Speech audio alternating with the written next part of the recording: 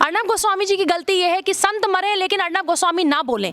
370 के बारे में बात मत करिए, ट्रिपल तलाक के बारे में बात मत करिए, हलाला के बारे में बात मत करिए, देश आतंकवादियों के बारे में बात मत करिए, दिल्ली दंगे बैंगलोर दंगों के बारे में बात मत करिए, देश के किसी बड़े मुद्दे पे आप बात मत करिए। आप मत पूछिए कि सुशांत की हत्या कैसे हुई, आप मत पूछिए सुशांत के गले पे लिगेचर मार्क कैसे आया, आप मत पूछिए कि उनके घर को क्यों नहीं बंद किया मुंबई पुलिस ने। मैं ये कह रही हूँ इनको पुराने केसेस खोलने का बहुत शौक है, तो ये क्यों नहीं जिया खान का केस खोलते हैं, जो सुसाइड नोट की ये बात करते हैं। अगर अबेटमेंट ऑफ सुसाइड में आपने उनको उठाया है तो आप जिया खान का केस खोलिए। अगर मुंबई पुलिस को पुराने केसेस खोलने का शौक है तो ऐसे 10 केसेस हम दे सकते हैं। सबसे ज्यादा जिया खान इसलिए क्योंकि उनकी मदर हम लोगों के साथ पैनल पे बैठती है।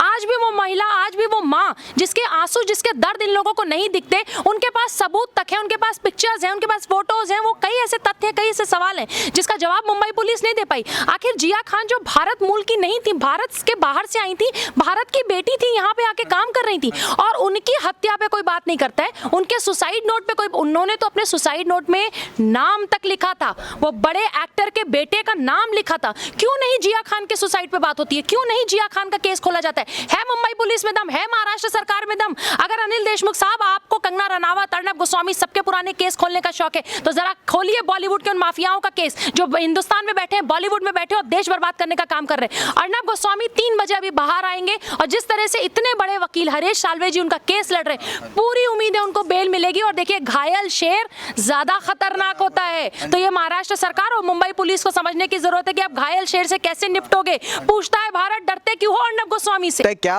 अर्नब गोस्वामी के पास कुछ ऐसे सबूत थे उद्धव ठाकरे के खिलाफ, मुंबई पुलिस के खिलाफ, बॉलीवुड के खिलाफ, जो ये सब डर के इस तरीके से बौखला के उन्होंने ऐसा किया? उस पर बात करने के लिए आज हमारे साथ पॉलिटिकल एनालिस्ट प्रीति मैम है। बहुत बहुत शुक्रिया मैम हमारे साथ जुड़ने के लिए। तो मैम क्या ये बौखलाहट थी उस परसों उद्धव ठाकरे की सरकार, क्या कोई ऐसे सबूत थे क्या अर्नब गोस्वामी जी के पास जो इस तरीके से? देखिए 100% अर्नब गोस्वामी के साथ जो हुआ वो एक काला दिन है इस देश में, वो एक तरह की इमरजेंसी है जो हमने 1975 में सिर्फ सुनी है अपने बुजुर्गों से। आप किसी के घर में सुबह 7 बजे घुसते हैं AK-47 लेके, और मुझे ये समझ नहीं आता कि जिस वैन में अर्नब गोस्वामी को मारते पीटते धक्का देते हुए, उनके हाथ को मरोड़ते हुए, उनके परिवार के साथ बदतमीजियां करते हुए उनके 19 या 20 साल के बेटे पे FIR की गई है। शर्म की बात है कि अर्नब गोस्वामी के साथ ये टेररिस्ट जैसा जो व्यवहार है। SOS लेके कौन जाता है? मतलब लास्ट बार, पिछली बार मुंबई में SOS तब आई थी जब ताज पे हमला हुआ था, जब आतंकी हमले हुए थे तब SOS बुलाई जाती है। तो क्या अर्नब गोस्वामी के अंदर उनको कोई आतंकवादी दिखता था, उनको कोई याकूब मेनन दिखता था, अफजल गुरु दिखता था, ताहिर हुसैन दिखता था, जिसने इस देश में आतंकवाद फैलाया? आप उसके लिए और बॉलीवुड के लोग कोर्ट चले जाते हैं आधी रात को, लेकिन अर्नब गोस्वामी जो देश का इतना बड़ा पत्रकार है उसके साथ इतनी बड़ी बड़ी हरकत हो जाती है, बर्बरता हो जाती है, लेकिन अर्नब गोस्वामी जी के लिए कोई खड़ा नहीं होता। और जो हुआ वो इतना निंदनीय है, इतना शर्मनाक है, और हम लोग अपनी आवाज उठाते रहेंगे चाहे किसी के खिलाफ भी FIR करें।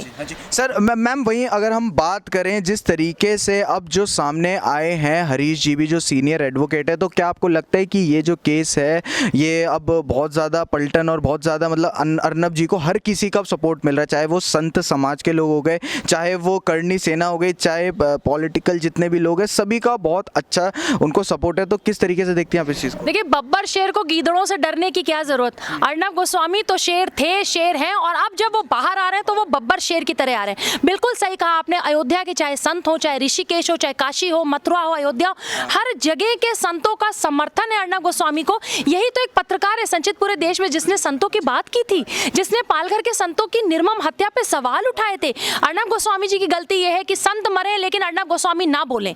370 के बारे में बात मत करिए, ट्रिपल तलाक के बारे में बात मत करिए, हलाला के बारे में बात मत करिए, देश आतंकवादियों के बारे में बात मत करिए, दिल्ली दंगे बैंगलोर दंगों के बारे में बात मत करिए, देश के किसी बड़े मुद्दे पे आप बात मत करिए। आप मत पूछिए कि सुशांत की हत्या कैसे हुई, आप मत पूछिए सुशांत के गले पे लिगेचर मार्क कैसे आया, आप मत पूछिए कि उनके घर को क्यों नहीं बंद किया मुंबई पुलिस ने। मैं ये कह रही हूँ इनको पुराने केसेस खोलने का बहुत शौक है, तो ये क्यों नहीं जिया खान का केस खोलते हैं, सुसाइड नोट की ये बात करते हैं। अगर अबेटमेंट ऑफ सुसाइड में आपने उनको उठाया है तो आप जिया खान का केस खोलिए। अगर मुंबई पुलिस को पुराने केसेस खोलने का शौक है तो ऐसे 10 केसेस हम दे सकते हैं। सबसे ज्यादा जिया खान इसलिए क्योंकि उनकी मदर हम लोगों के साथ पैनल पे बैठती है।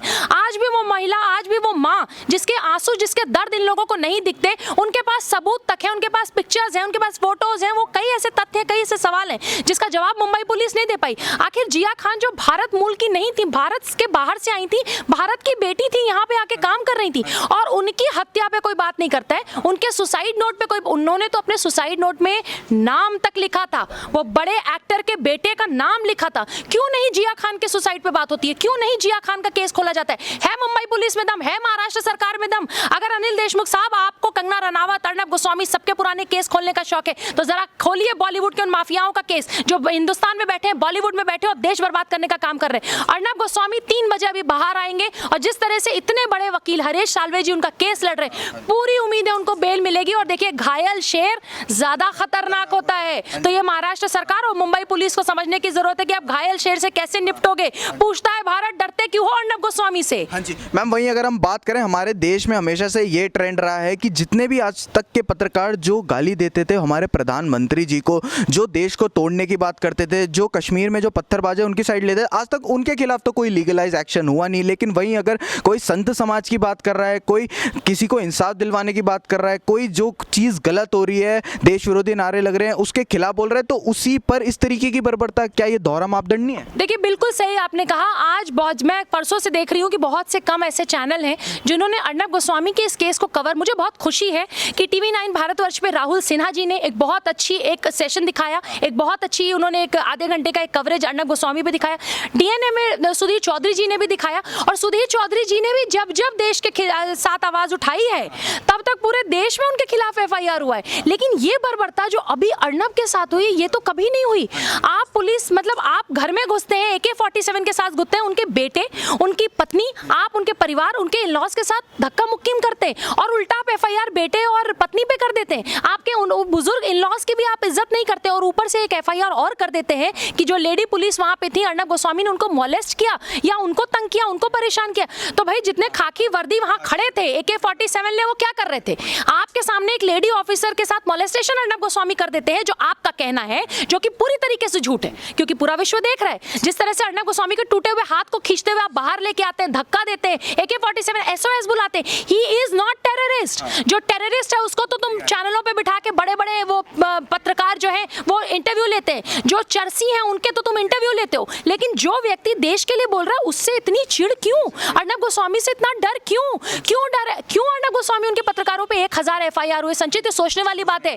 इंडिया बुल्स का नाम जब अर्नब जी ने लिया तब तक बड़े बड़े अफसर जो हैं वो महाराष्ट्र में कांपे। कौन है इंडिया बुल्स के पीछे? किसकी पत्नी इंडिया बुल्स के पीछे? किसके लोग इंडिया बुल्स के पीछे?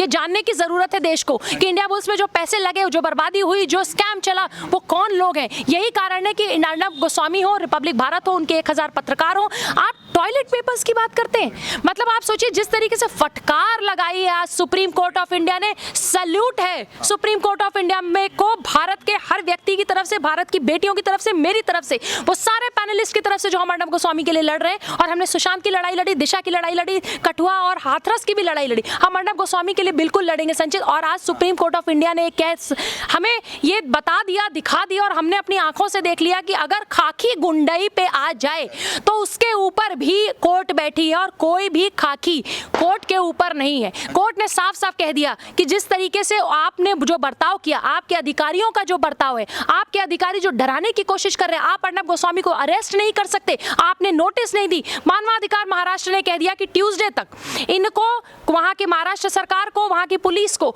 वो आदेश दिखाने होंगे जब इन्होंने इजाजत ली है कोर्ट से। कोर्ट से तो संचित इन्होंने इजाजत ही नहीं ली। अगर कोई भी केस क्लोज होता है, क्लोजर रिपोर्ट लग चुकी है, आपको उसको रीओपन करने के लिए कोर्ट के कंसेंट चाहिए।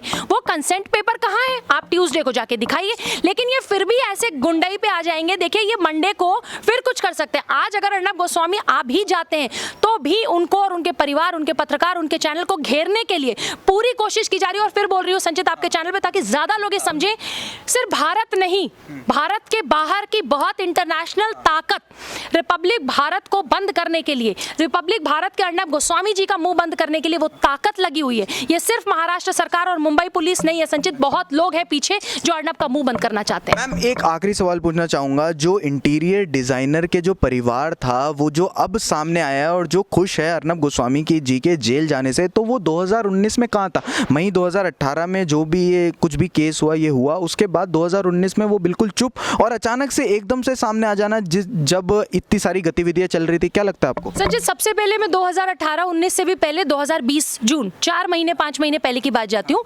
8 जून को दिशा सालियान, जो महाराष्ट्र की बेटी, देश की बेटी, हमारी बहन, और उसकी हत्या हो जाती है, चाहे सुसाइड होता है, तो जो उसकी एक फाइल डिलीट कर दी जाती है या हो जाती है तो भगवान जाने, लेकिन अगर वो डिलीट हो गई, आप वो फाइल रिकवर नहीं कर पाए, लेकिन आप 2 साल पुरानी क्लोजर जो इस रिपोर्ट जिस केस का हो गया है, आप उसको खोलने की कोशिश करते हैं। तो देखिए, दोहरा मापदंड देखिए। 6 महीने पहले एक बेटी की हत्या हुई, दिशा सालियान, जिसके ऊपर इतना बवाल हुआ, इतने सवाल उठे, उस सवालों का जवाब देने की ना मुंबई पुलिस ने कोशिश की, ना महाराष्ट्र सरकार ने, ना अनिल देशमुख साहब ने। लेकिन अनिल देशमुख साहब को यह पता है कि 2 साल पुराना जो एक केस बंद हो चुका है उसको कैसे खोलना है।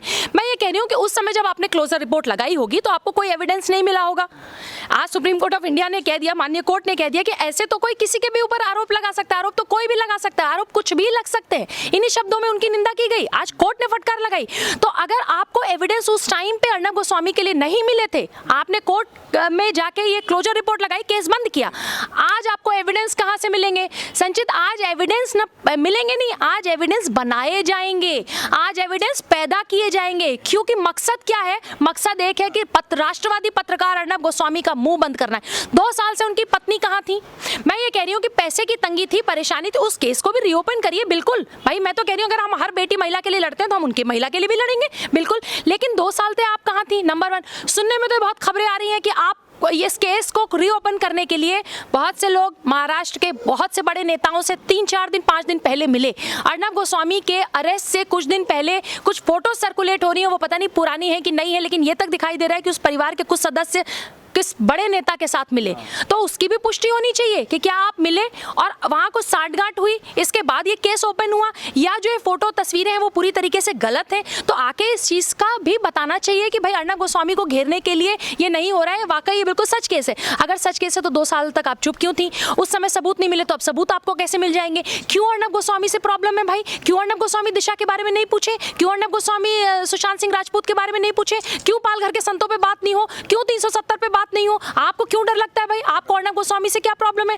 मतलब जिस तरीके से खाकी वर्दी में जो गुंडागर्दी इन लोगों ने अर्नब गोस्वामी के घर, आप नोटिस देते, आप अर्नब को थाने बुलाते, अर्नब जी अपनी बात को रखते, आपको उनको जेल में डालना था, तब भी आपको सम्मन भेजना था, नोटिस भेजनी थी, कुछ तो करना था। ऐसे तो कोई किसी के भी घर जा सकता, हमारे और आपके घर कोई खटखटाए और कल इनके गुंडे आ जाएं और हमें थाने लेके चले जाएं, हमें जेल में डाल दें। आपके ऊपर आरोप ही लगाना है तो आरोप तो कुछ भी लग सकते। ये पूरी तरीके से मनगढ़ंत कहानी है, सिर्फ रिपब्लिक भारत अर्नब गोस्वामी को चुप कराने के लिए। लेकिन संचित, 130 करोड़ की जनता और जो देश के बाहर एनआरआईज बैठे, जो इवन आज मैंने देखा कि फ्लोरिडा में, यूके में, लंदन में, अमेरिका में कई जगह सुशांत के लिए जिस तरह से प्रोटेस्ट होते थे, आज इनके लिए भी प्रोटेस्ट हो रहा है, अर्नब जी के लिए लोग खड़े। तो आप कितने लोगों को जेल में डालिएगा? आप जेल तो बनवाइए जहां आप 130 करोड़ लोगों को डालिए। और ये बड़ी बात नहीं होगी कि अगर इन्होंने अर्नब के लिए कुछ भी इस तरह का फिर दोबारा कुछ किया, जो ये करेंगे। अब ये बहुत से केसेस खोलेंगे, बहुत से, एक लेडी पुलिस ऑफिसर ने एफआईआर डाला है, बहुत से एफआईआर होंगे, लेकिन 130 करोड़ की जनता को आप जेल में नहीं डाल सकते, साधु संतों को आप जेल में नहीं डाल सकते। वाकई हमारा देश बदल रहा है संचित, और मैंने आज तक इतनी फैन फॉलोइंग तो किसी बॉलीवुड के बड़े महानायक के लिए भी नहीं देखी जो अर्नब गोस्वामी के लिए देखी। वो शेर है, शेर ही रहेगा। जी, बहुत बहुत शुक्रिया मैम हमारे साथ जुड़ने के लिए। तो ये थी प्रीति पांडे मैम हमारे साथ, और जो मकसद है वो सबके सामने आ चुका है कि किस तरीके से अर्नब गोस्वामी को चारों तरफ से घेरने की कोशिश कर रहे हैं। लेकिन अर्नब गोस्वामी, जैसा कि हमें पता है, शेर है और उनको गीदड़ जिस तरीके से घेर रहे हैं, हम लोग सभी उनके साथ हैं। अगर आपको हमारी ये वीडियो पसंद आई हो, हमारी वीडियो को ज़्यादा से ज़्यादा लाइक करें, इस वीडियो को शेयर करें, कमेंट करके अपने व्यूज़ ज़रूर बताएं और हमारे चैनल को ज़रूर सब्सक्राइब करें। धन्यवाद।